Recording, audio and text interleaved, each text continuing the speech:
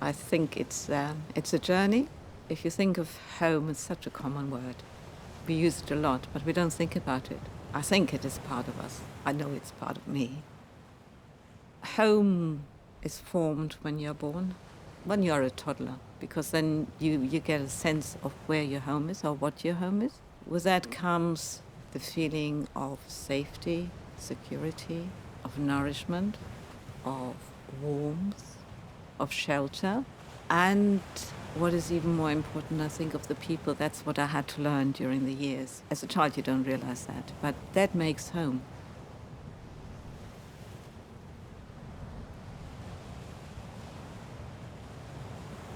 When I think of the word home, I associate that with feeling content, and I guess feeling content is to be surrounded by people that you love and being in a place that you like. If a plant is happy, it takes root, and I think if you feel like you want to take root, that root is giving you something, nutrition. It's if you were like connected with the ground, literally. Home is as well where I can now be also a bit lost in my world. I guess that comes the closest, that place where I can retreat. I'd like to have a house in the West Coast because I think the West Coast is gorgeous. To be in a street with all my close friends and family. There's a nice hospital nearby. Nice weather for 1 or 2 weeks, and that is not impacting on the environment, God forbid. That would be a dream. And a nice art gallery. But obviously the most important thing is just having friends around and family. The setting would definitely be Scotland, yeah, with the infrastructure of the Netherlands.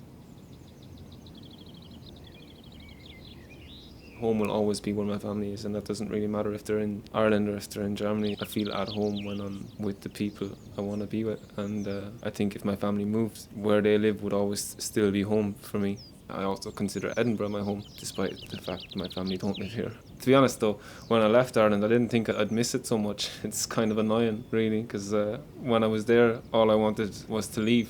Now it seems any time I get some spare time, I go back. It's a funny situation because you can't ever see both sides at one time. You have to choose, and that was okay when I was in school because I had 3 months summer holidays. That's enough time. But now I've got annual leave. I've only got 30 days. I never really had that feeling of one house, one home as it is, because of course I've got my mum and my brother, which are familiar, but there's not that sense of unity in a way, and we always lived at somebody else's houses or places until I was late teenager. I think it's an expression for me, more than a feeling. I know the feeling of homesickness, I just barely ever felt it here. I guess I understand my own freedom to live my days knowing that I've chosen where I am. So I always remind myself when I'm not sure of what I'm doing, you are here because you want when you chose to. If not, you can change that.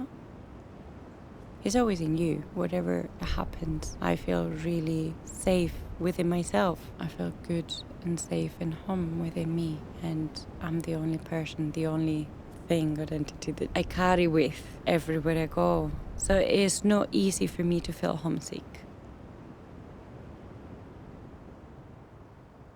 I'm thinking basically that the more that you do transfer the element of location, the more the idea of home isn't grounded in a location. It just expands beyond that, I think. It becomes more than that. It becomes a bit more of an understanding of where you feel you're able to be yourself and where your people are and where you want to put your heart.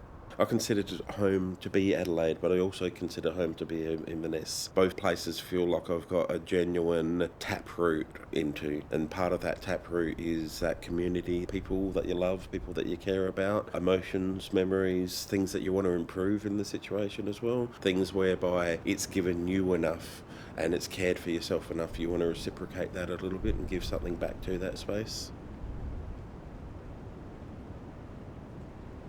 I was studying, and then I was my final MA honours year. My parents died. First my father, and then 9 weeks later my mother.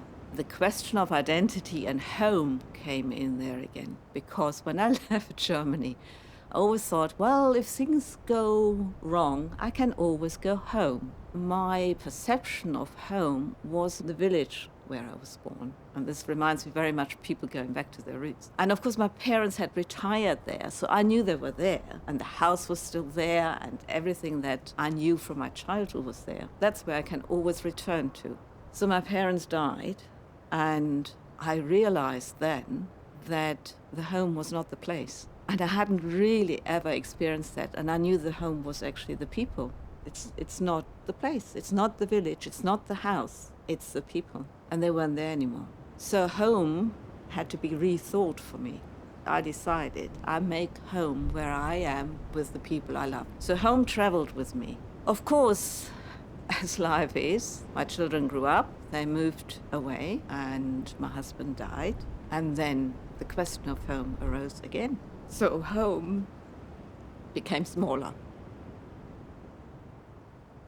I think home is it's the essence of me, because ultimately I have to be happy within me, and I have to rely on myself. But also, as much as it has contracted, it also has expanded, and it has expanded to the landscape. And I think the Highlands, they are the best homestead I can think of.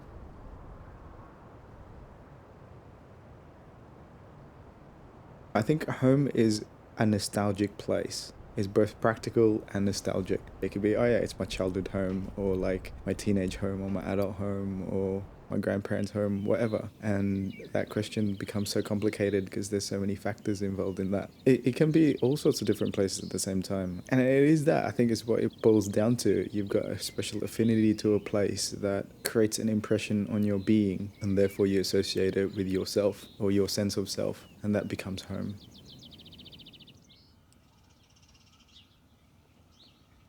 At the moment, for me, home is wherever husband and baby is, where we are together and safe and warm and happy. Home, like they say, for me is where the heart is. But at the same time, I feel like the earth is my home, because I know that I can find friends wherever I go, and I can find work wherever I go, because I found myself. I know that I can be home anywhere.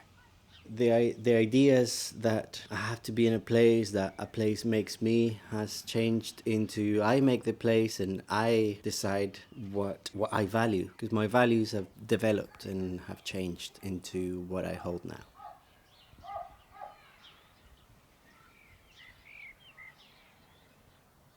I would say home is where your friends are, but also it's just where you feel most comfortable, where you feel like you belong. More than anything, it's a feeling, but it can also be a place. So yeah, the familiarity of seeing the city that you've grown up in, attach those memories to like a certain building. So I feel like it's partly a place, but also a feeling. It brings these memories back to you, and it just fills you with this warmth. So when you pull that together, yeah, that's home.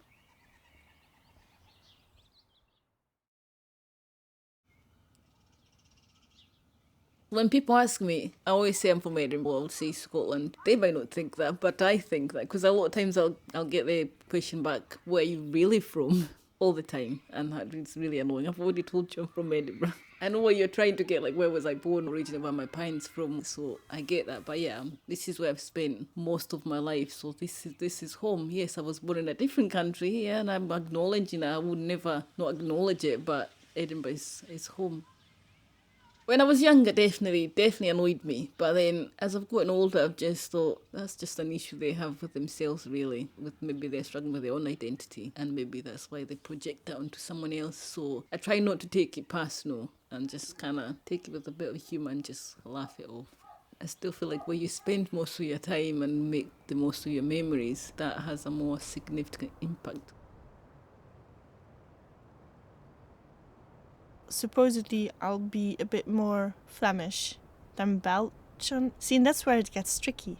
I guess that because I'm from Belgium, and because Belgium is such a tricky situation to identify with, maybe it's easier for me to identify with other countries. And Scotland just makes it really easy. It's funny though, because someone says, I really like French fries. My Belgian mind goes, excuse me, Belgian fries are way better. When it's about chocolate or when it's about beer, I go back to Belgium because that's what I like about Belgians. I have to defend my country because that's my country. I don't really like it when people say things that are not correct. And I don't like this about my country and I like that about my country, but don't you dare insult our chocolate because I'll go defensive. But then on the other hand, I wouldn't want to be or stay in Belgium, so I don't really feel 100% Belgian. Do I feel European? That's hard because Europe is really big and all these countries that are part of Europe have their own culture and have their own ways of being. I think I just identify with me and I adapt to wherever I am. I'm a Bruin Scot. Bruin in Scots means brown. So I think that's a big part of my identity. And I think that's a very apt term for me because I thrive here. There's a part of me that is Indian, but I can thrive as an Indian here as well in Scotland.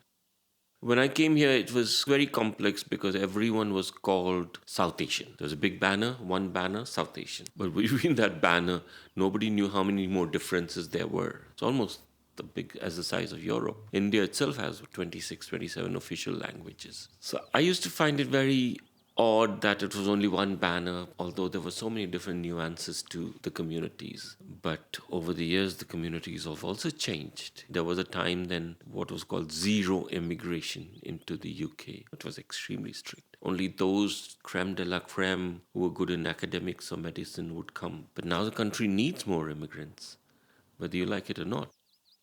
Politicians used to think that people should just wipe out their so-called home where they came from and then start identifying with a new country. But it doesn't happen like that. It's not practical. The whole world is a beautifully varied place and we should celebrate that. Why should one culture feel itself superior to another? There is still a lot of racism. There are still a lot of negative things. But it's important to stand for the culture that you come from as well. It's important not to let that melt. It's important not to let that fade away.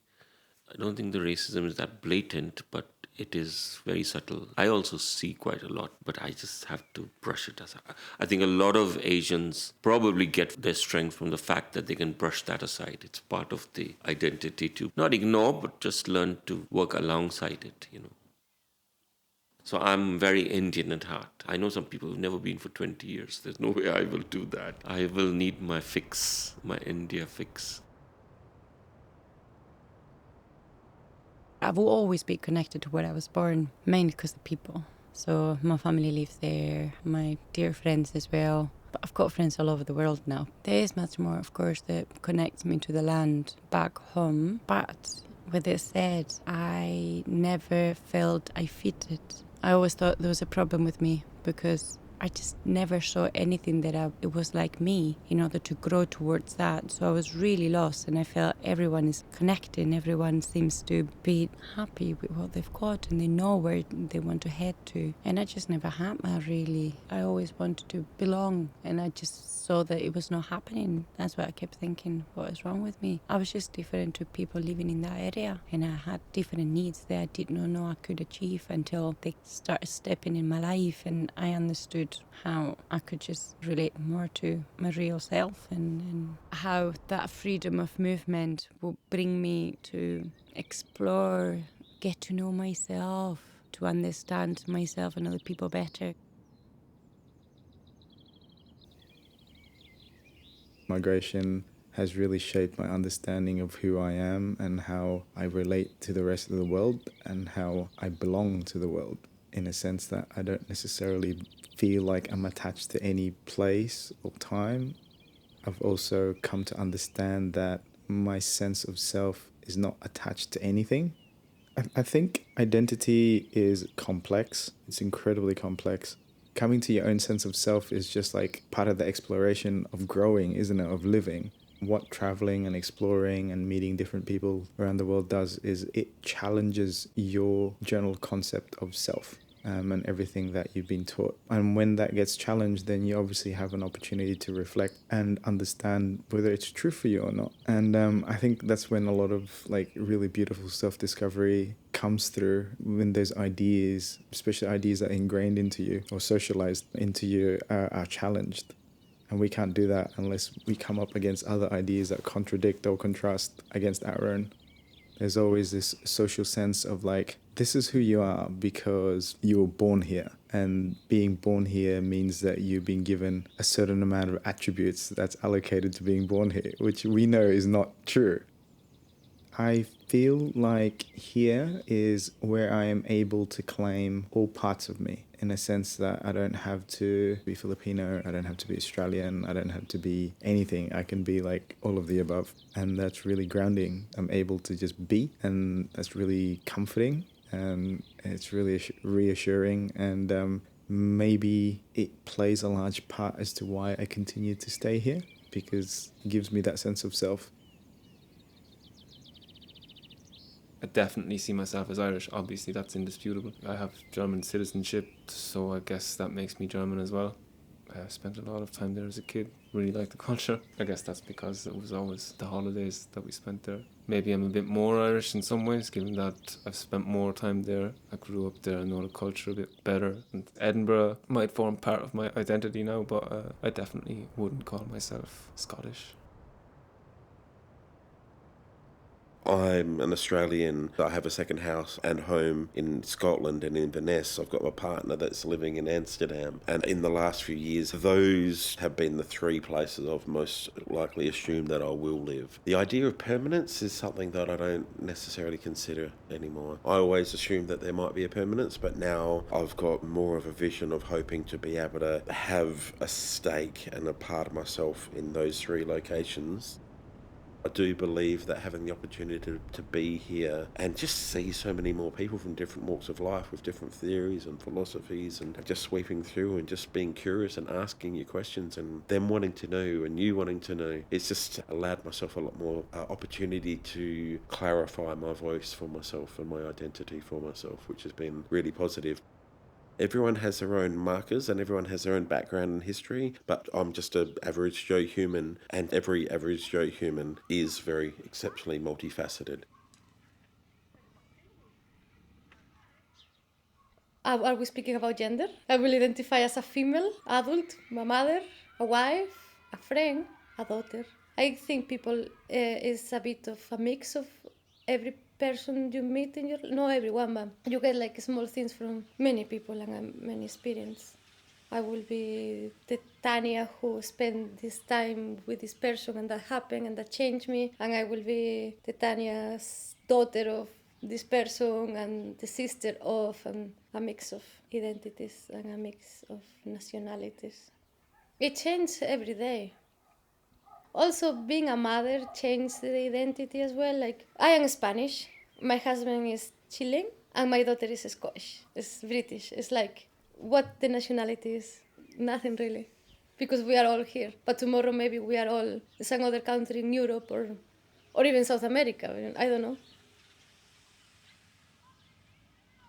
I'm still finding my identity. The more I feel that I'm doing things well, getting better at work, at my passions, the more that I feel that I am myself. And the more I learn about the world, the more I feel that I am at home all the time within myself, not needing to adhere to names such as citizenship, such as I'm from this country, I'm from there, because I've met so many people that have shaped my life and have made me realize that, okay, I'm a little bit of this, I'm a little bit of that, and I can relate to people from across the globe that have the similar things that I feel, and the similar needs and desires and ideas. So for me, identity is more what I do and what I think and my values than where I'm from or what I want to do. It's very hard to put into words. The first time I faced the question of identities when I left Germany. And I came to Britain, which was in December 1974. And it eased with us becoming a full member of the European market. And I remember I felt European, and I felt really at ease. I'm not identifying myself as such with Germany, but I think I do identify myself as being European because we are all very, very similar. The question of whether I should become a British citizen or not was no longer necessary because we were all the same. I do feel Dutch in terms of the people, like there's a certain type of humour. It's definitely that I see that when I go back home. You think, oh yeah, and there's always a part of you that comes out more when you, even when you speak a different language. You can express yourself in a wee bit of a different way, and it definitely goes for being Dutch.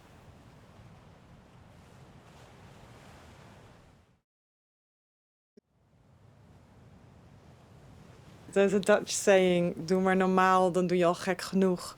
And that translates, just be normal, then you're crazy enough. And I think there's a similar mentality here in Scotland. They're quite level-headed, a lot of them, and incredibly cheeky sense of humour. There's a sense of togetherness as well. That's what I like about here. There's this remoteness, and then you go over a hill, and you see another hill. And still now, and I lived for quite a long time in the Highlands, I want to know what is behind the other hill. You never know, and that's always the surprise. You know, endless bogs, but it's great. There's this magic. There's something that makes us feel literally, home. I never felt like this in any other country in the world, really. So maybe just having nature so close and not being a very populated country, apart from the big cities, of course. You're just exposed to all those elements that make us feel more connected with the land, with oneself as well. It welcomes you, not just the land, the people. So it's very easy to find a place here that feels like home. It's embedded in the people and in the way that they embrace whoever feels left out. You can be a traveller in Scotland and Scotland is like, oh, come here. I'll spread my wings over you. It's fine. You're welcome. Just travel magic in Scotland. I can't find it anywhere else in the world. Nowhere. I went to Ullapool last year on Valentine's Day. And there were two old ladies, I'll never forget them. One of them was called Katie. And we were dancing Kaylee all night. And at the end of the evening, she was like, oh, you're really nice. And I really like it that you came to Scotland. And then she wrote her name and her phone number and her address on a piece of paper. And she said, if you're ever in Ullapool and you need a place to stay or you're stuck or whatever, do come visit. That's home. The fact that you can do that with a complete stranger, that makes you feel at home. Because that's what my neighbour in Belgium does. But that's my neighbour. So I know that person. We would never do that to a stranger, but in Scotland they do. And that's so special. With Brexit, things definitely changed. I mean, before I could come to Scotland and work here and it would be really easy. Now I have to apply for a visa and it's actually not a nice feeling. Because obviously there's always the case that my visa doesn't get accepted and I can't. I want to put my roots down here and I would like to stay in for the long run. But that's all going to depend on the whole visa situation.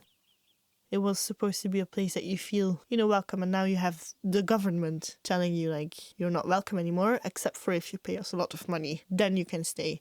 Makes me a bit uncomfortable, to be honest.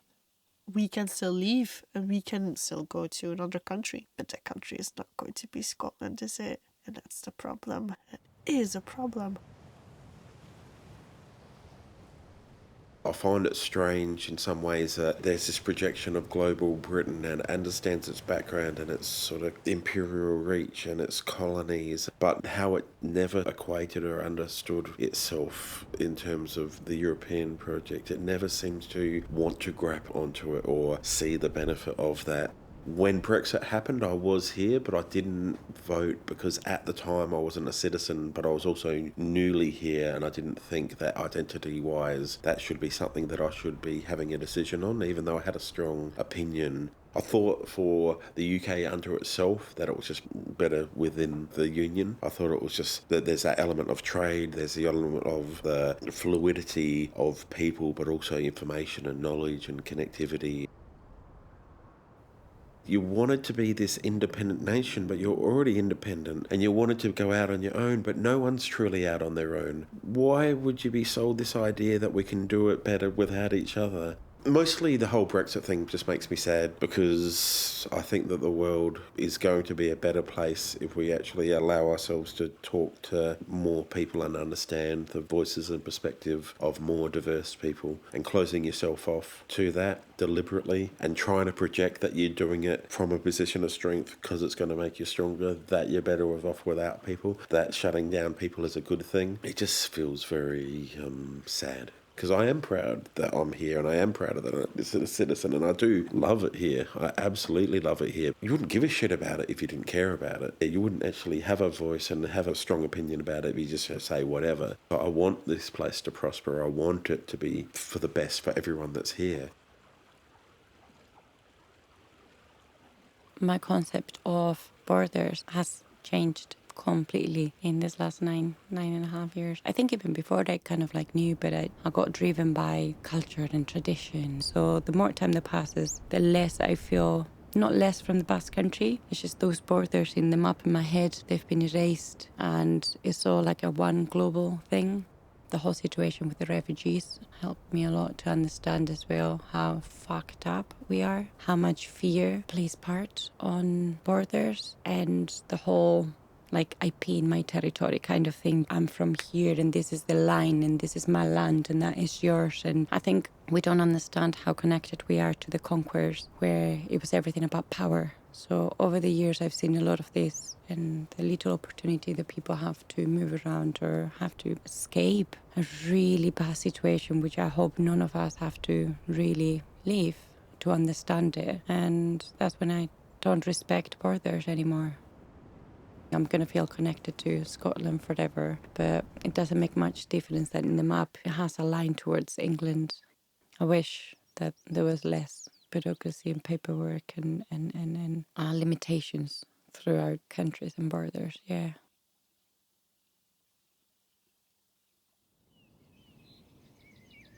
Borders are a fascinating thing, aren't they?